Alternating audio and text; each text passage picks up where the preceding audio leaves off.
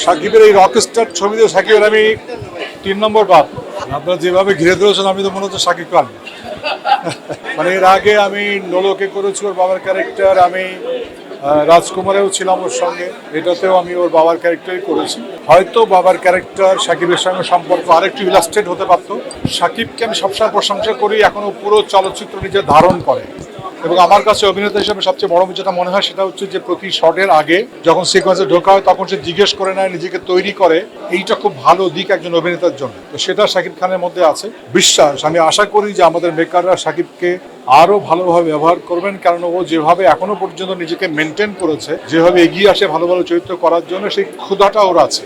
এটা একজন অভিনেতার জন্য, একজন শিল্পীর জন্য খুব বড় দিক যে আমার চাওয়াটা আছে সেটা থাকবে আমি আশা করি। এবং সাকিব আমাদের ইন্ডাস্ট্রির জন্য একটি বড় সম্পদ, তাকে দিয়ে আরো অনেক ধরনের কাজ হতে হবে, সেটাও ভালো। আমি সোলজারেও করছি, সোলজারের আমার শুটিং প্রায় শেষ, সাকিবের শুটিংও খুব সামান্যতম অংশ বাকি আছে, দেশের বাইরে কিছু হওয়ার কথা। একদম অন্য ধরনের ছবি সোলজার, এবং সোলজার আশা করি আপনাদের সবার ভালো লাগবে যারা একদম ভিন্ন রকম একটা ছবি আশা করেন। আপনারা যেভাবে ঘিরে ধরেছেন আমি তো মনে হচ্ছে সাকিব খান।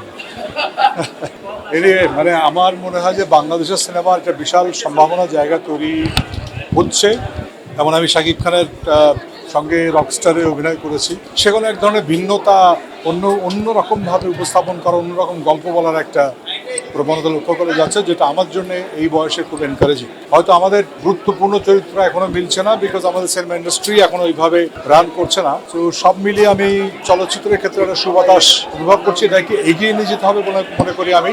শুধুমাত্র ঈদের সময় ছবি রিলিজ এটা কাঙ্ক্ষিত নয়, ঈদ ছাড়াও ছবি রিলিজ হতে হবে, ভালো ভালো ছবি হতে হবে।